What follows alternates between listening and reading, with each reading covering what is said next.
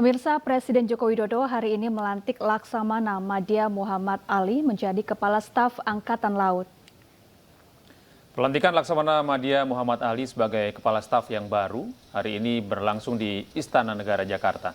Laksamana Madya Muhammad Ali dilantik menjadi Kepala Staf menggantikan Laksamana Yudo Margono yang telah diangkat menjadi Panglima TNI. Laksamana Madya Muhammad Ali sebelumnya merupakan Panglima Komando Gabungan Wilayah Pertahanan 1 yang merupakan alumni Akademi Angkatan Laut Angkatan ke-35 tahun 1989. Sejumlah pendidikan militer pernah ditempuh Laksamana Madya Muhammad Ali.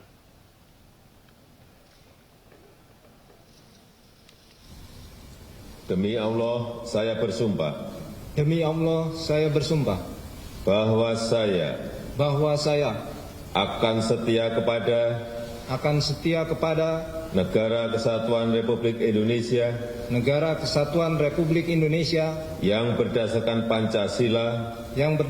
Pancasila dan Undang-Undang Dasar Negara Republik Indonesia tahun 1945 serta akan menjalankan segala peraturan perundang-undangan dengan seluruh-seluruhnya demi dharma bakti saya kepada bangsa dan negara. Terutama di wilayah perbatasan, di mana saja, tidak hanya di Laut Cina Selatan, pokoknya di seluruh perbatasan laut harus ditingkatkan, ya, baik penegakan kedaulatan maupun penegakan hukum. Kekuatan alutsista dari Bapak Presiden utamakan atau kembangkan industri perkapalan dalam negeri untuk Angkatan Laut, terutama dalam pembangunan kekuatan yang berupa KRI.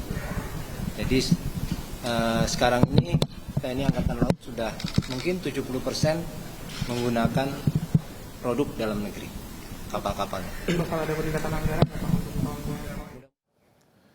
Menparekraf Sandiaga Uno menjalankan sejumlah program untuk mengatasi badai resesi ekonomi yang diprediksi akan menghantam sektor pariwisata dan ekonomi kreatif. Salah satunya dengan mendorong pergerakan wisatawan dari negara yang memiliki tingkat perekonomian lebih baik.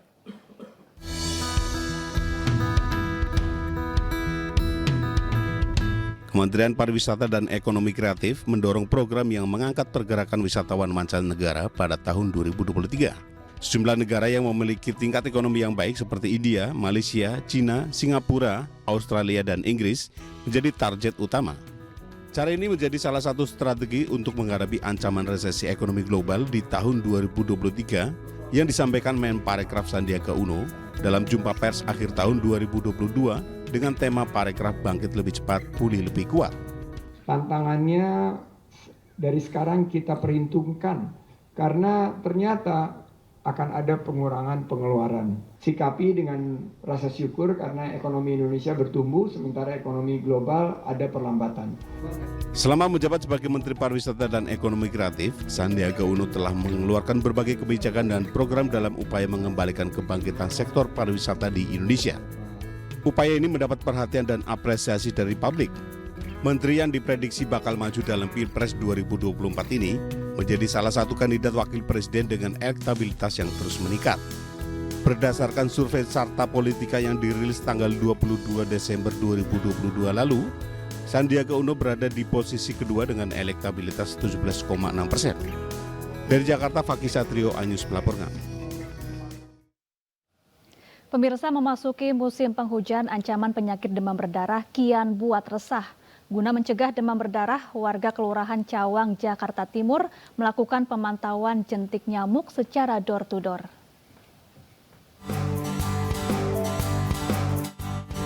Musim hujan menyebabkan banyaknya genangan air di sekitar kita. Kondisi ini memicu perkembangbiakan nyamuk-nyamuk Aedes aegypti. Menyadari bahaya ini, warga Kelurahan Cawang, Jakarta Timur menggelar pemantauan jentik nyamuk di sekitar rumah secara door-to-door 3 kali dalam seminggu. Pemantauan jentik nyamuk juga didampingi oleh para juru pemantau jentik atau jumantik. Para jumantik juga mensosialisasikan bahaya demam berdarah kepada warga Kelurahan Cawang, sekaligus menyemprotkan hit aerosol. Sih saat ini tidak ada gitu, tapi kadang-kadang ya kemungkinan ada salah satu juga yang kena, makanya kita dilaporkan kalau anak itu panas 1-2 hari kita harus laporkan gitu. Karena mencegah juga dari DBD-nya.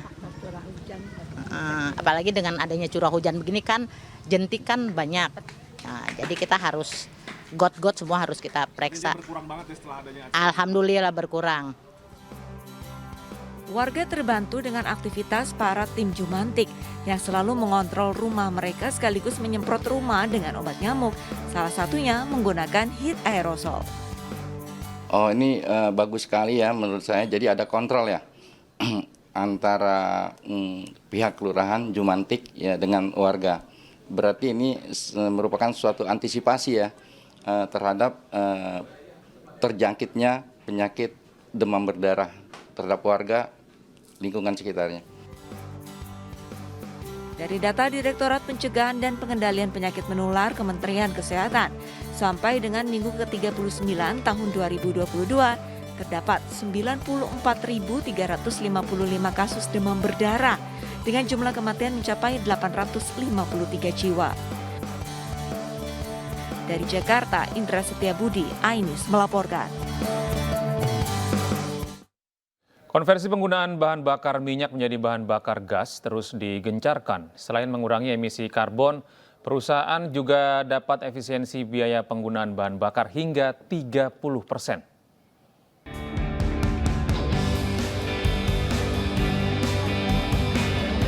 Pertamina Persero meresmikan implementasi diesel dual fuel pada mobil tangki PT Pertamina Persero di Pertamina Integrated Terminal Jakarta.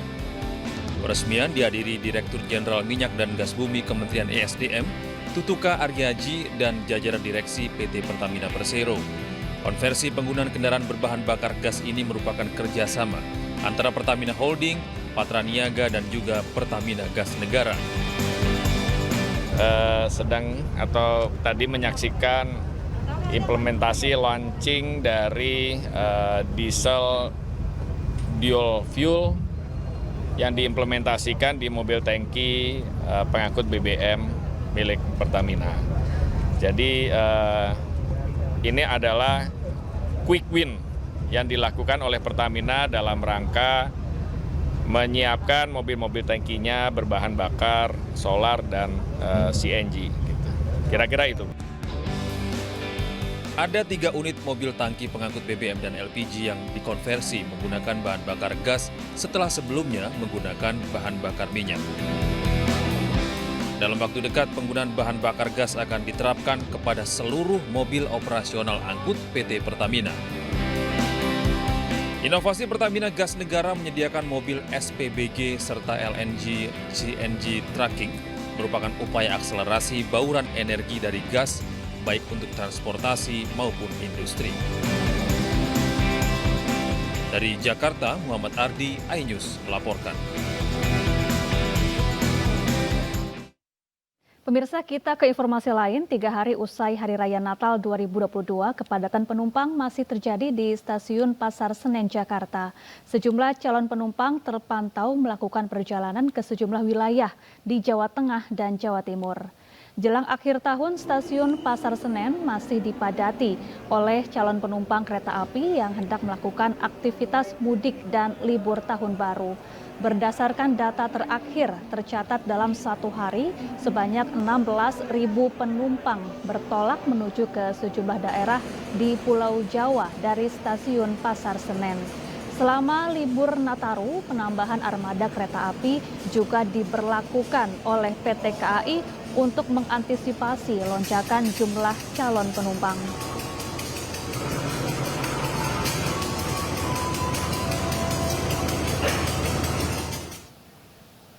Seperti apa kondisi terkini di Stasiun Pasar Senen? Kita akan terhubung dengan rekan kami Vito Erlangga. Ya, Vito, bagaimana kondisi di sana? Apakah peningkatannya cukup signifikan penumpang pada hari ini? Ya, Gede, Safa, dan pemirsa dapat kami laporkan jelang libur akhir tahun atau memasuki libur akhir tahun.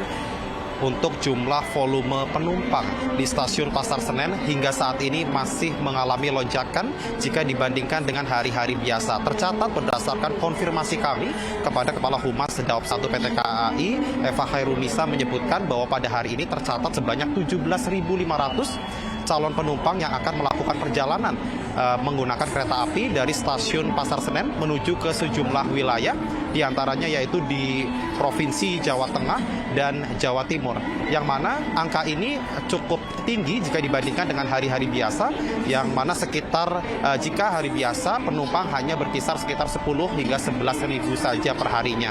Dan selain itu memang pergerakan atau lonjakan penumpang sendiri memang sudah mulai terjadi sejak tanggal 23 kemarin, yaitu 2 hari jelang libur Natal, yang mana hingga saat ini kepadatan calon penumpang masih terjadi di stasiun Pasar Senen. Seperti yang Anda lihat di belakang saya, memang untuk di peron sendiri saat ini sejumlah kursi juga cukup penuh jika kami pantau sejak Rabu pagi, dan untuk itu dari pihak PT Kereta Api Indonesia sendiri juga sudah menyiapkan sejumlah peningkatan pelayanan, mulai dengan adanya penambahan personil pengamanan dan juga customer service yang bergerak secara mobile untuk melayani kebutuhan calon penumpang kereta api.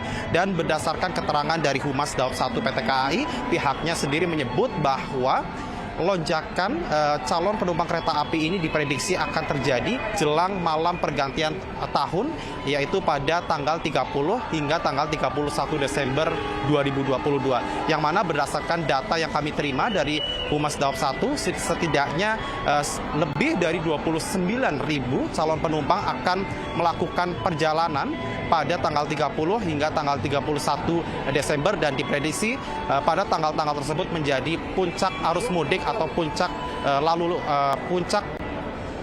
arus liburan pada tahun baru kali ini. Kembali ke Anda. Iya, terima kasih Vito Erlangga langsung dari Stasiun Pasar Senen, Jakarta.